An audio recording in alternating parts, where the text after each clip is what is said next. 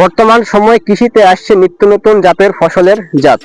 অতীতে আমাদের এই অঞ্চলটাতে, অর্থাৎ আমি কথা বলছি নওগাঁ সদর উপজেলার মুক্তাপাড়া গ্রাম থেকে, অতীতে এই গ্রামে ভুট্টার তুলনায় অন্যান্য ফসলের চাষ বেশি হতো। বিশেষ করে পটল, বেগুন, মরিচ এগুলোর উৎপাদন বেশি হতো। তো এগুলোর পাশাপাশি গত কয়েক বছর থেকে এই অঞ্চলটাতে বৃদ্ধি পেয়েছে ভুট্টা চাষ। বর্তমান সময় চলছে ইরি ধানের সময়। তো অনেকে এই ডাঙা জমিতে, যেগুলো জমি একটু উঁচু, এগুলো জমিতে আসে তারা ইরি ধান লাগিয়ে থাকেন। তো অনেকে আবার দেখলাম ইরি ধানের পরিবর্তে অনেকে এখানে ভুট্টা চাষ করছেন।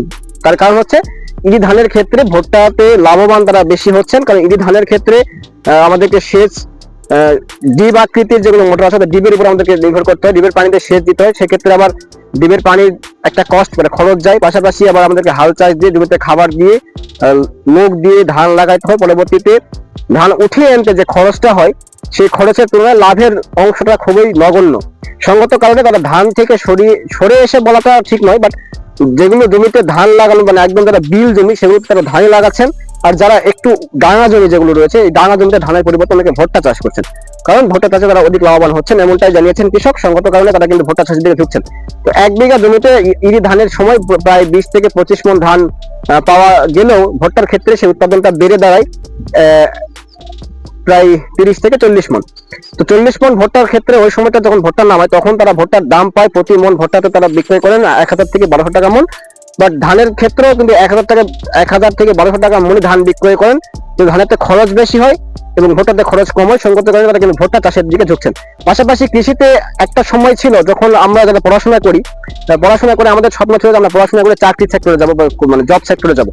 কিন্তু বর্তমান সময়ে এই চিন্তাধারার কিছুটা পরিবর্তন ঘটেছে জেনজি প্রজন্মের মধ্যে, বা আমাদের চাই যারা বড় তাদের মধ্যে।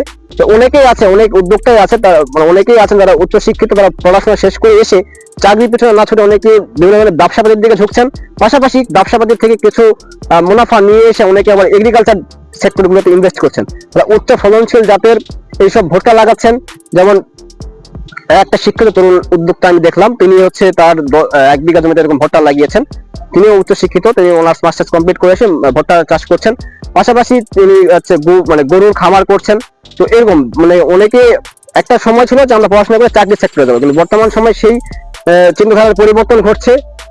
সঙ্গত কারণে কিন্তু অনেকে এসে এই সব কৃষি সেক্টরগুলোতে অনেকে ইনভেস্ট করছেন। যেমন প্রতিনিয়তই কিন্তু নিত্য নতুন যাদের উচ্চ ফলনশীল ফসল আমাদের মাঝে আসছে। অনেকে বড়ই চাষ করছেন, অনেকে আবার কলা চাষ করছেন। এই বর্তমান সময় আমাদের রোজার সামনে আমাদের রমজান মাস, তো রমজান মাসে কিন্তু কলার চাহিদাটা ব্যাপক আকারে বৃদ্ধি পেয়ে থাকে। তো সঙ্গত কারণেই কিন্তু তারা অনেক তরুণ উদ্যোক্তায় আছেন যে তারা কলা বাগান করছেন। কলা বাগান করে সেখান থেকে তারা কিন্তু সফলতার মুখ দেয়। পাশাপাশি ভুট্টা চাষও কিন্তু তারা সফলতার মুখ দেখছেন। তো ভুট্টা চাষ করতে একটু সময়টা বেশি লাগে, কারণ ভুট্টা প্রায় 5 থেকে 6 মাস জমিতে লাগিয়ে রাখতে হয়। সঙ্গত কারণে একটু সময়টা বেশি লাগে। তবুও কিন্তু ধানের তুলনায় ভুট্টাতে লাভ বেশি দেখে অনেক কৃষকই ভুট্টা চাষ করছেন। আর একটা কথা বলে রাখি, সেটা হচ্ছে যে বর্তমান সময়ে কিন্তু কৃষিতে আধুনিকতার ছোঁয়া লাগছে, অর্থাৎ উন্নত জাতের বীজ যেমন আসছে, পাশাপাশি এটিও সত্য যে যারা গোখাদ্য, অর্থাৎ যারা শিক্ষিত তরুণ উদ্যোক্তারা গোখাদ্যের গবাদি পশুর খামার করছে আর কি। তো গবাদি পশুর যেগুলো খামার করছে সেগুলো কিন্তু দেশি গরুর পাশাপাশি উন্নত জাতের গরু ছাগল নিয়ে এসে তারা পালন করছেন। তো উন্নত জাতের গরু ছাগলকে ঘাস খড়ের পাশাপাশি কিন্তু বাইরে থেকে উন্নত জাতের দানাদার খাবার প্রয়োগ করতে হচ্ছে। এই দানাদার খাবার প্রয়োগ করার ক্ষেত্রে দানাদার খাবারের চাহিদাও বৃদ্ধি পাচ্ছে বাজার পর্যায়ে। সঙ্গত কারণে কিন্তু এই দানাদার খাবারটা উৎপাদন হয় ভুট্টা থেকে। সঙ্গত কারণে কিন্তু ভুট্টার দাম ব্যাপক আকারে প্রতিনিয়ত বৃদ্ধি পাচ্ছে, ভুট্টার চাহিদা বাজারে বৃদ্ধি পাচ্ছে। পাশাপাশি কিন্তু কৃষক ব্যাপক আকারে ভুট্টা লাগাচ্ছেন এবং ভুট্টা চাষ করে অধিক লাভবান হচ্ছেন। তো এই সফলতার গল্পগুলি কিন্তু মূলত আমরা তুলে ধরি মাঠ পর্যায়ে এসে। এই সফলতার আড়ালে অনেক ব্যর্থতার গল্প থাকে, যেগুলো আমাদের ক্যামেরার সামনে তুলে ধরা হয় না। আর একটি কথা বলে রাখি, কথা বলাটা আসলে কেমন হবে সঠিক বলতে পারছি না, ভিডিওটা একটু বড় হয়ে যাচ্ছে, তবুও একটু কষ্ট করে আপনারা দেখে নেবেন। সেটা হচ্ছে যে ক্যামেরার সামনে আমাকে যা দেখেন, কিন্তু ক্যামেরার পিছনে বাস্তবতাটা আলাদা।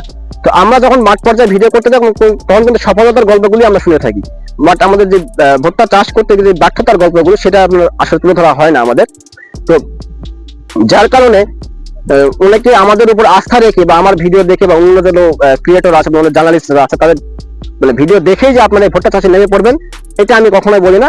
আপনারা যদি এসব ভুট্টা থেকে শুরু করে আরো উন্নত বিভিন্ন জাতের ফসল নিয়ে আমি কাজ করেছি মাঠ পর্যায়ে এসে, সেগুলো ফসল যদি আপনারা চাষ করতে চান, আমি যা সত্য তাই তুলে ধরার চেষ্টা করেছি, বাট সেগুলো তারপর বলছি যে সফলতার মাঝে অনেক ব্যর্থতার গল্প থাকে। তো আপনারা যদি চাষ করতে চান সেক্ষেত্রে আপনারা মাঠ পর্যায়ে আসতে পারেন, মাঠ পর্যায়ে এসে কৃষকের সঙ্গে কথা বলতে পারেন।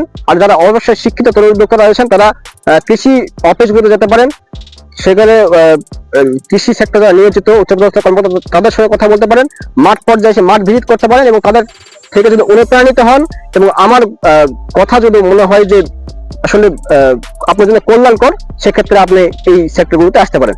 চলুন দর্শক জেনে আসি একজন ভুট্টা চাষী কৃষকের কাছ থেকে ভুট্টা চাষ নিয়ে তার বাস্তব অভিজ্ঞতা। আচ্ছা, এই জমিতে তো অতীতে অন্য ফসল উৎপাদন হতো, আলু, মরিচ, পটল, এসব উৎপাদন বাদ দিয়ে আপনি এবছর ভুট্টা লাগালেন। ভালো ফসল হয়েছে তাই লাগাচ্ছি। ভুট্টায় ভালো ফসল, মানে এর আগে কিন্তু ভুট্টা লাগিয়েছেন? 8 বছর করেছি। গত বছর ভুট্টা করেছেন। ভুট্টা আগে এখানে কি ফসল উৎপাদন করতেন? এদিকে কপি। কপি খাওয়ার পর ভুট্টা লাগা। ভুট্টা মানে কত বছর থেকে জমিতে আপনি ভুট্টা উৎপাদন করছেন? অনেক দিন থাকে, কিন্তু এখন আসে বেশি, আগে কম ছিল। আগে ওই অঞ্চলে ভুট্টার চাষটা কম ছিল। হ্যাঁ, বর্তমানে ভুট্টার চাষ বৃদ্ধি পাচ্ছে। হ্যাঁ, বৃদ্ধি পাচ্ছে। আচ্ছা, এই সময় তো ধানও লাগানো হয়, অনেকে দেখলাম যে ডাঙ্গা জমিতে ধানের পরিবর্তে ভুট্টা লাগিয়েছে। ভুট্টা লাগাচ্ছে। তো ধানের পরিবর্তে ধান 8 বছর লাগাচ্ছে 10 কাঠা। তো ধানের পরিবর্তে ভুট্টা লাগানোর কারণটা কি? ভুট্টা থেকে লাভ বেশি হচ্ছে আপনাদের? লাভ বেশি হয়। হ্যাঁ, ভুট্টাতে খরচ কি কম হয়? 1 বিঘা জমিতে ভুট্টা লাগানো? ভুট্টা খরচ কম হয়তো। তুমি অন্য ফসল ভুট্টা খরচ কম। খরচ কত টাকা কম হয়? কিরকম লাগে 1 বিঘা জমিতে মানে ভুট্টা লাগিয়ে উঠিয়ে আনতে কত খরচ পড়ে? সেটা আমাকে লেগেছি, এখন কিছু লেগেছি। এভারেজ তাও হিসাব কত পড়বে? 10-15 হাজার টাকা পড়ে ওইরকমই পড়বে। আর 1 বিঘা জমিতে ধান লাগাতে কিরকম খরচ পড়ে? ধান লাগিয়ে কাটি উঠে আনতে ওই 3 বেশি লাগবে। 20,000 টাকার মতো লাগবে। 20,000। তো ধান 1 বিঘা জমিতে ধান ইডির সময় বিক্রয় করে কত টাকা লাভ করেন আপনারা? আমরা ধান পাই খাতে যাতে ধান তো বিক্রি করি না, তো অল্প অল্প জমি মানে বিক্রয় করতে যায়, কিন্তু ভুট্টার ক্ষেত্রে ভুট্টা আপনারা বিক্রয় করতে পারেন। বিক্রি করে পারি। বিক্রয় করে ভুট্টাতে কিরকম লাভ হয়? ভালো, ভুট্টা ভালো লাভ হয়। মনে করেন যদি 15,000 টাকা খরচ হয় 1 বিঘা জমিতে ভুট্টা চাষ করতে বছরে, তো এই 1 বিঘা জমি থেকে কত মন ভুট্টা আসে?